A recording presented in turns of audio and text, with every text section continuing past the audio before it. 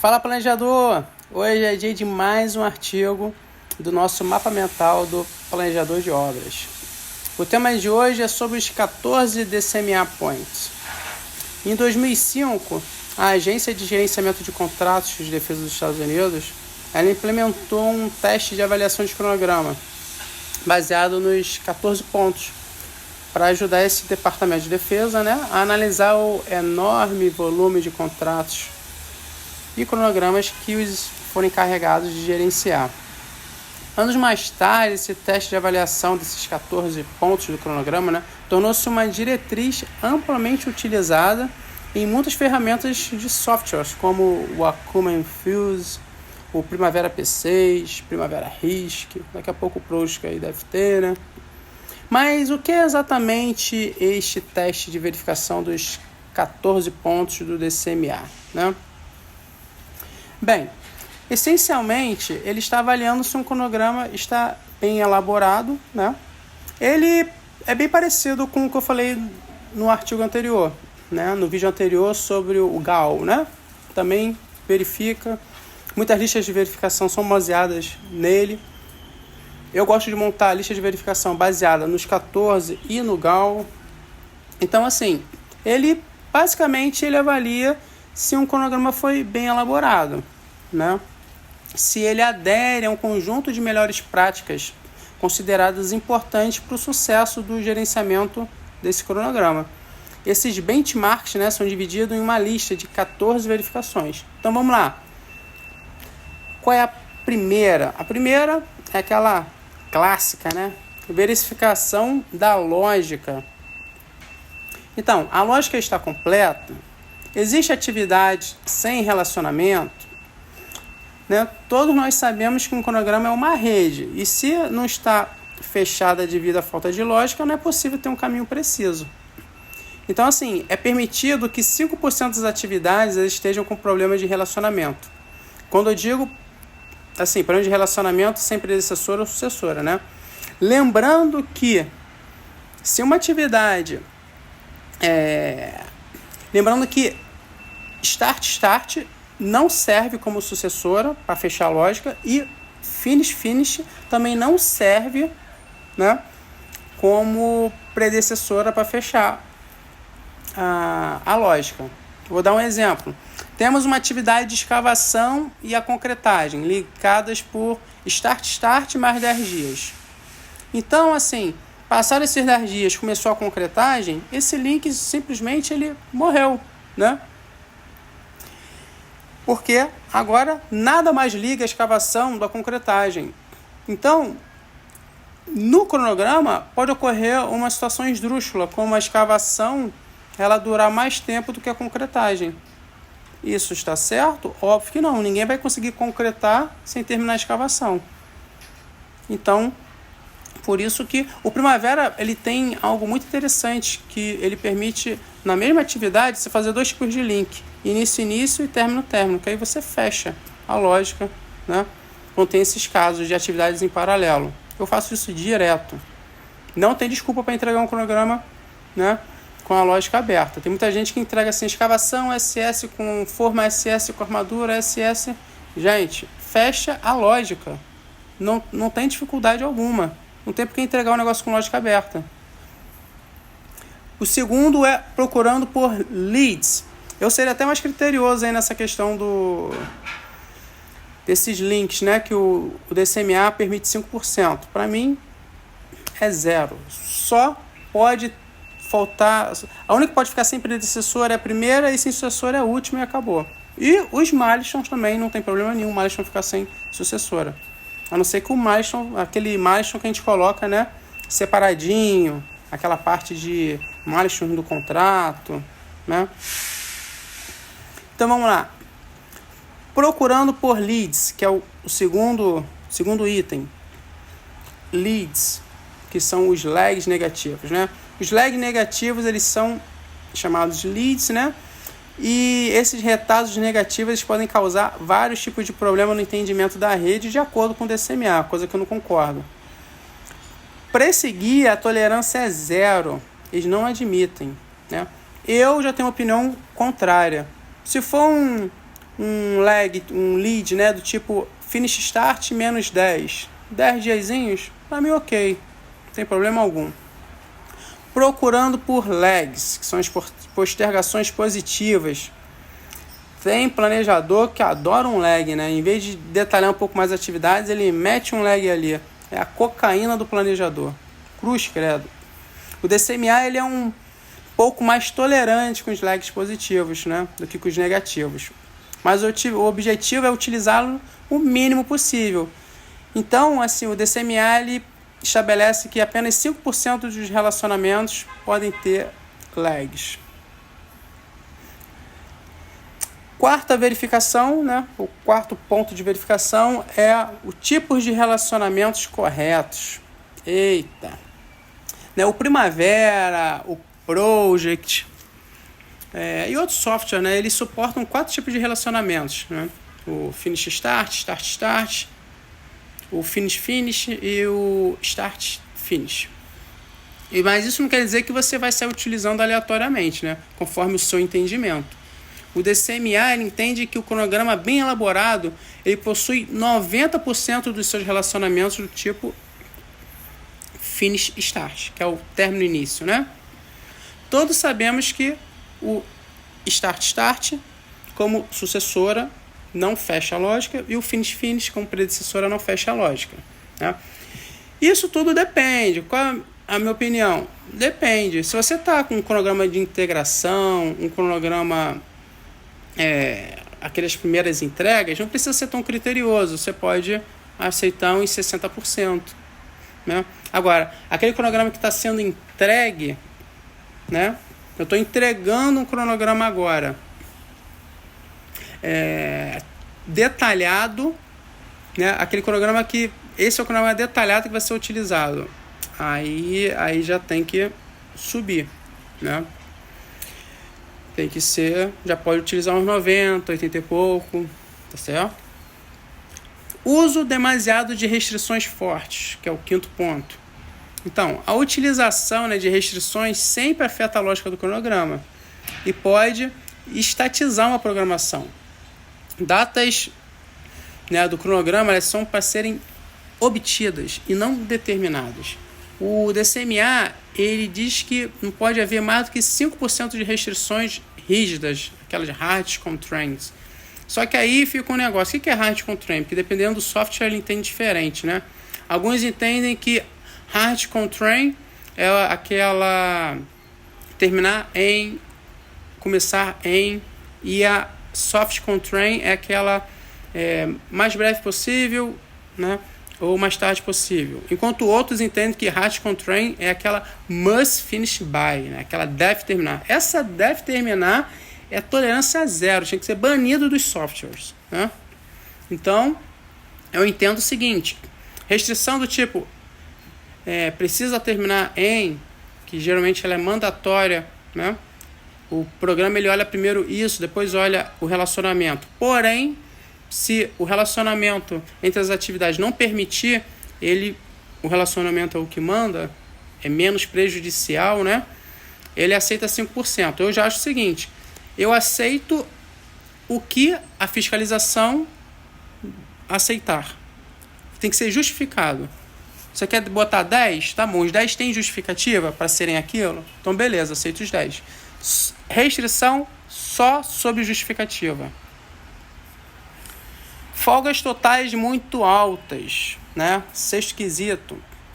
O valor máximo para um total float é de 44 dias úteis, né? Ou 2 meses corridos. Caso haja atividades com folga total maior que 44, pode estar havendo, né, um erro de relacionamento e, com isso, comprometimento do caminho crítico. O objetivo é que menos de 5% das atividades possuam valores de total float altos, né? Claro que isso depende da duração do seu cronograma e deve ser adaptado para a sua realidade, né? Folgas negativas. Eita, essa folga negativa. Folga negativa significa dizer que o seu cronograma, né, já perdeu a data final. Então, é necessário criar um plano de ação para você conseguir recuperar essa data que foi acordada com o cliente ou com a diretoria, né? Na minha opinião, folga negativa só deve ser tolerado enquanto está sendo elaborado esse plano de ação, né, para voltar para a data prevista ou para postergar. Não dá para ficar em cima do muro ad eterno. Quesito número 8, que são durações altas. De acordo com o DCMA, uma atividade com alta duração é aquela que possui 2 meses, né? A duração 60 dias, né, dias corridos, ou 22 dias úteis. Essas atividades não podem ser mais do que 5% do total de atividades do cronograma. Então é mais inteligente que o planejador quebre, né, atividades menores para melhor gerenciá-las. Isso é uma verdade, mas tudo depende. Se você tem um cronograma de feed, de detalhamento de engenharia, eu não diria nem 60, eu diria que atividade com mais de 30 dias não pode. Mas uma atividade de campo, né, é tolerável 60 dias no máximo, né? Atividades maiores do que isso, às vezes bota assim, fabricação 300 dias. Cruz credo, isso não existe. Isso aí é na primeira entrega, quando ainda tá, a gente chama de cronograma nível L2, né? Aí você tolera algo assim, mas cronograma que você está entregando final, não dá para ficar com durações desse tipo. Você tem que quebrar, tem que ter pontos de verificação de qualidade, tem que ter quebre por diligenciamento, né? E aí coloca lá durações de 60 e 60 dias. Não dá para ficar aceitando duração de 300 dias, essas coisas no cronograma. Quesito 9, né, que são as datas inválidas. Programação com datas previstas para serem realizadas no passado, atividade que iniciou no futuro, né? Esse tipo de erro pega muito mal, gente, e mostra uma falta de atenção ou uma péssima qualidade de atualização do cronograma. O Primavera, ele tem lá o F9 para você dar o correr, né? E não fica atividade no passado. O Prost também tem isso, só que o pessoal que utiliza Prost não gosta de fazer isso, não sei porquê. Que a gente chama no schedular, né? Pro data date. Então é necessário fazer isso. E assim, terminou de atualizar o cronograma, vai lá no Schedulog, vê se tem algum errinho. Todo mundo erra. Agora, entregar o erro aí é muito feio. Mostra que você, poxa, o cara nem verificou se aquilo que entregou, né, tinha algum erro. Ele simplesmente atualizou e mandou. Olha o Schedulog. Quesito 10. Atividades sem recursos e sem custo. Assim, cronograma sem recurso não é programação, né? É apenas uma lista de atividades no tempo. Então, assim, um bom planejamento, ele conta com recursos alocados no cronograma. Não estou falando de cronograma integrador. Estou falando de cronograma que você está realizando. A contratada, ela entrega um cronograma sem recurso. Então, ele está tirando as durações de onde? Né? Espiritual tem que ter.